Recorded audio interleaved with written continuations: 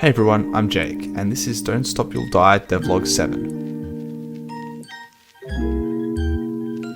I recently showcased my game at the Game Expo in Melbourne, and oh boy, what an experience that was. I'll be using this devlog as a post-mortem for the demo, how the expo went, as well as discuss future plans for the game. The expo went from the 22nd to the 23rd of March, and it was the most full-on 2 days I've ever experienced. I was super nervous for the first hour or so, but as more people flooded the expo hall, people started approaching the booth and playing the game, asking questions, and that really calmed my nerves a lot.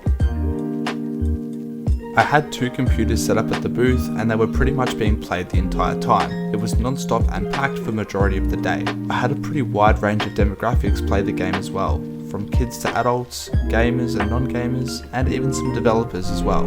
I got a really good amount of feedback as well, especially from those who don't really play games or games of that genre, and I learned that younger players don't really have a filter when it comes to what's on their mind and giving feedback, because some of the feedback was brutal.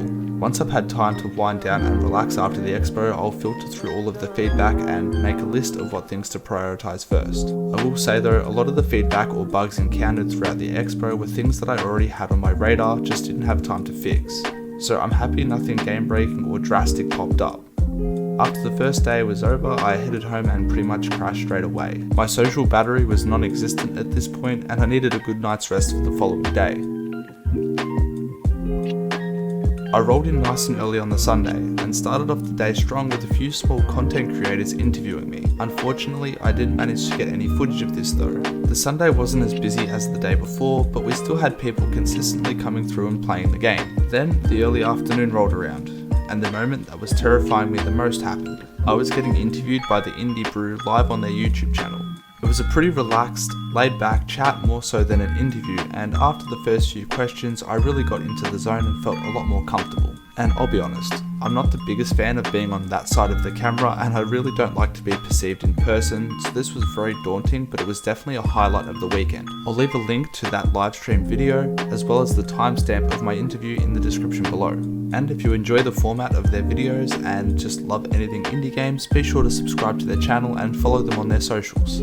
I then ran back over to my booth to finish off the day strong. After a few more hours, the expo was wrapping up when I got hit with probably the biggest curveball. Don't Stop You'll Die won the Game Expo's 2025 People's Choice Award for Best Indie Video Game, which I still can't believe I'm actually saying out loud. This was an incredible way to finish off the expo and has definitely fueled my motivation to continue working on the game. I just want to say a quick thanks to my partner Alice, who helped me out at the booth all weekend, and to Grim for capturing all of this footage across the 2 days, as well as family and friends and everyone else that came past to check the game out. I really appreciate it. And just like that, the Game Expo was over. I packed up the booth, went home and slept it off, still buzzing with adrenaline. Overall, the expo was incredible and very worth the long nights and crunch mode to get the demo across the line. So now I want to talk a little bit about the demo. What went well, what didn't, some of the feedback I received, and what's next for Don't Stop You'll Die. The demo consisted of 5 levels within the first circle of hell, Limbo. Being a roguelike, all levels were procedurally generated, which gave each player a unique experience. I feel as though there were an okay amount of room variety, but the more I watched people play, the more I could notice just how often these rooms were repeating, which will definitely be a focus point going forward. I personally wasn't over the moon with the state the demo was in. I mean, I wasn't even running a build.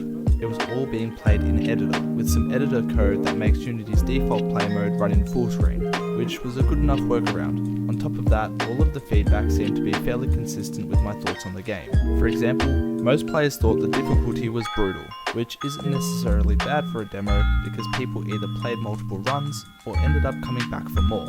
Difficulty aside, the main feedback was the gamepad controls were too sensitive, not smooth, and just a little bit rough around the edges, which is kind of important. The main things I want to be focusing on is tightening up the controls, getting them feeling nice and responsive, as well as really balancing the difficulty.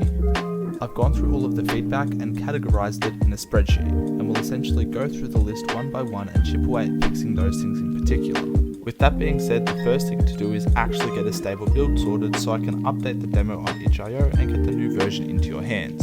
But that's all for this video. What are some features or content that you'd like to see in Don't Stop You'll Die? Let me know in the comments below. If you enjoyed, be sure to give the video a like and subscribe if you haven't already. Thanks for watching, and I'll see you in the next one.